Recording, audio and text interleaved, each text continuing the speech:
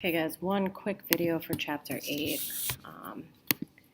Not very difficult, just kind of like that facts about correlation. We have facts about regression that we need to make sure that we are, it's more like be cautious of certain things than the actual idea that these are facts about correlation and regression. It's more about looking out for them when you're making conclusions and making calculations because you can interpret things wrong if you're unaware of these. Okay, so these two graphs. So this is a graph of your x variable being NEA change, I don't even know what that is, and the fat gain being the response variable. If I was to switch these two variables around, my scatter plot and my regression line would look significantly different. Okay, so this is the idea that as important as correlation or helpful as correlation and regression might be for you in describing your relationships between two variables, you have to be very aware of their limitations. So with regression, you are allowed to mix up your x and y and you'd end up with the same value, but with regression, you do not. So with regression, it does not it does make a distinction rather between your explanatory and your response variables. So if you switch x and y, you will get a different least squares regression line, okay? So the least squares regression line makes the distances of the data points from the line small only in the y direction. So the second that you switch x and y, you're dealing with a whole different regression line. Okay, this is another example of the same thing. Okay, so the figure below repeats the scatter plot of the Ford F-150 data that we've been using for regression. We might also use the data on the 16 trucks to predict the number of miles driven from the price of the truck. Now the roles of the variables are going to be reversed. So the price is going to be the explanatory variable, and the miles is going to be the response variable. So the figure B shows a scatter plot of these data with the least regressions line for the predicting miles driven from the price. The two regression lines are extremely different. The standard deviations are very different as well. In A, the standard deviation is of the residuals is 5,740, but obviously if you switch the variables, then the standard deviation is going to be in miles. So it would be 28,716 miles. So your standard deviation of your residuals is only considering your y values. So if you switch them on the axis, then it switches those standard deviations. No matter what you put on the axis, though, like we have already known about, correlation doesn't change, and then so r squared also wouldn't change. Okay, so correlation and regression lines describe only linear relationships. So correlation, you can calculate both correlation and regression for any relationships between two quantitative variables, but it's kind of only useful when the relationship is linear. Okay, so correlation and regression are important that it be describing a linear pattern. So that's, again, when I tell you to always plot your data. So on the screen here, I have 4 graphs, okay, 4 scatter plots. All of these scatter plots have an R value of, all of these have an R value of 0.816. All of them have a least squares regression line that is exactly the same.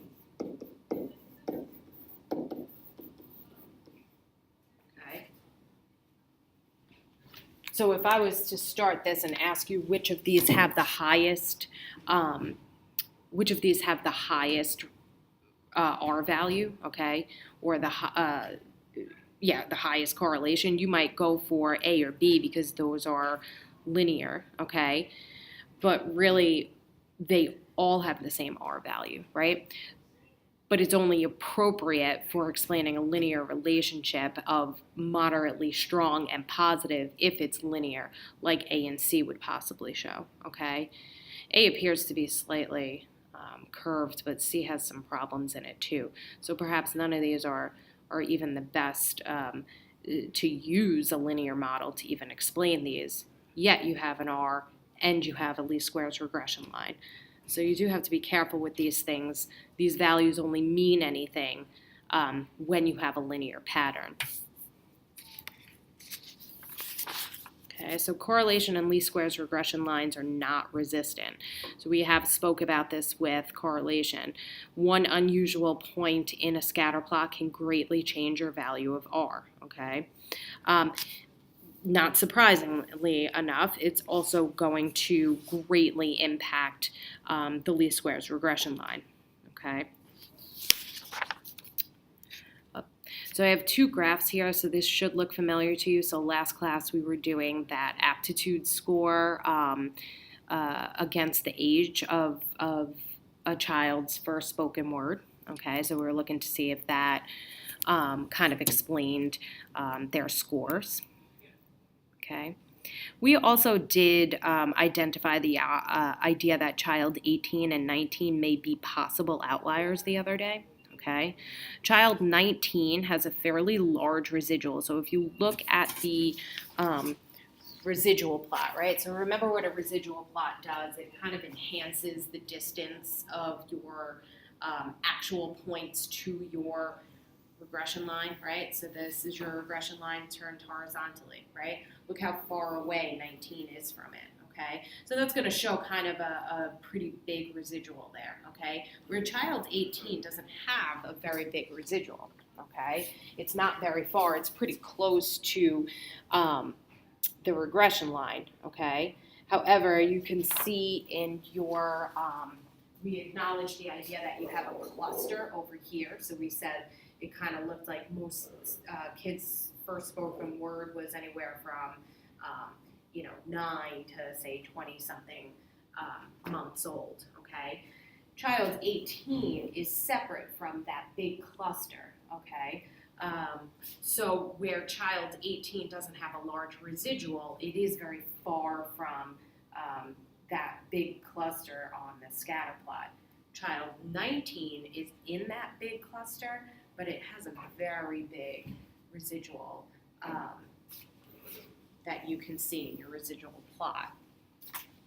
Okay, so how are these values going to affect your regression? Okay,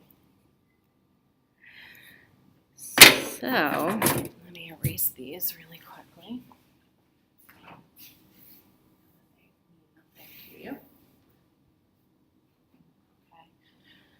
So I have kind of three lines that are on this scatter plot, okay? The green line being the original regression line that was shown. The red line is the line, the regression line that would be there if child 19 was not in your data. And then the blue line is the regression line if you removed child 18, okay? So you can tell that removing child 19 didn't really actually have much effect, okay? There's not a huge difference between that green original regression line and the red regression line when you remove child 19. But look how much it drastically changed when you remove child 18. When you remove child 18, that regression line is significantly different. You can even look at the values of your regression line in the box to the right, okay? Look how much different the slope is there, right? The slope is negative 0.779 compared to your original line of negative 1.127, okay? Big change there, okay? That's because we're going to talk about child 18 being a strong influential point in the scatter plot, okay? Child 18 has a strong influence on the position of that least squares regression line, and because of that, we call it an influential point. So child 18 and child 19 were outliers. But child 19 is an outlier in the y direction, and that's going to have little effect on your least squares regression line. Child 18 is an outlier in the x direction. That's going to have a pretty extreme, that's going to have a drastic difference on your least squares regression line. Okay, so we call outliers in the x direction influential points.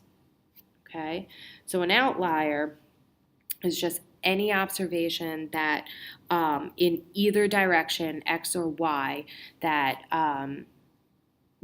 that are outside of your overall pattern.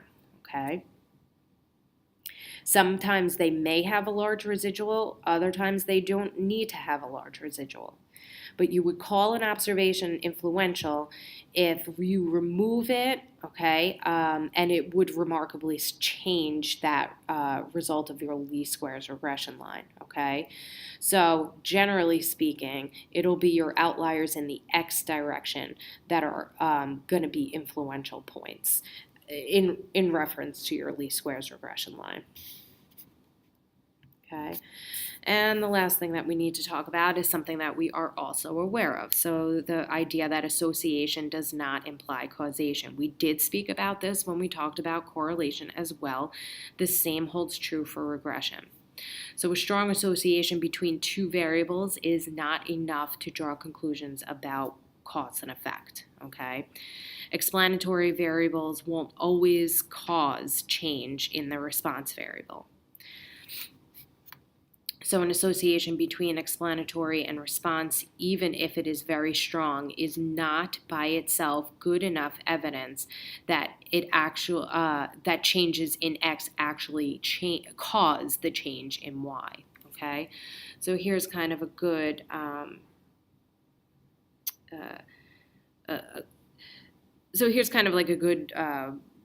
counter example of when it wouldn't work, right? So a serious study once found that people with 2 cars live longer than people who only own 1 car.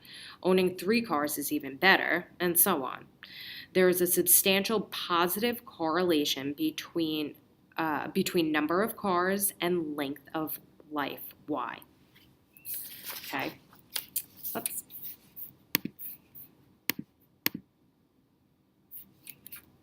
About that.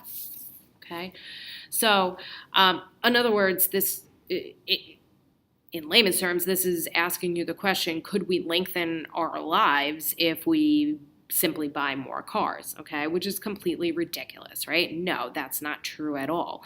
But the study used the number of cars as a quick indicator of money, of wealth, right? How well off people tend to have more cars, right? Or they have at least the ability to buy more cars, okay? They also tend to live longer, right? Because they might be better educated, so they're aware of making good choices when it comes to food and knowing about exercises. They might have the ability to join gyms and have abilities to live healthier lifestyles, right? The ability to take better care of themselves. They may also have more access to better medical care, right? So the cars really have nothing to do with it, okay? This is not a cause and effect between the number of cars and the length of life. The association there is real. There is an association with a positive correlation between the number of cars owned and how your length of your life, okay? But it's not that one caused the other. There's what we call a lurking variable there. The lurking variable that's here is wealth. So it's not that the number of cars is causing them to live longer. It's that there's the wealth, the amount of money that individuals have can have a cause on how many cars they have, as well as their how long they're going to live. Okay, so it's not necessarily that the one caused the other. There's something else that's involved there that's not in the scatter plot that is causing that cause and effect to happen. Okay. So just because the association might be real, it doesn't mean that it's a cause and effect situation, okay? Sometimes it does, though, okay? So if, like, your household uses heat with gas, right? You use more gas in colder months, right? Cold weather causes more gas to be used to stay warm, right? But in other cases, it's often caused by, other variables, and the conclusion that X causes Y is not valid, and that's usually that there's some other variable involved there or other variable to consider that is making that association appear the way that it is. That's it for this video.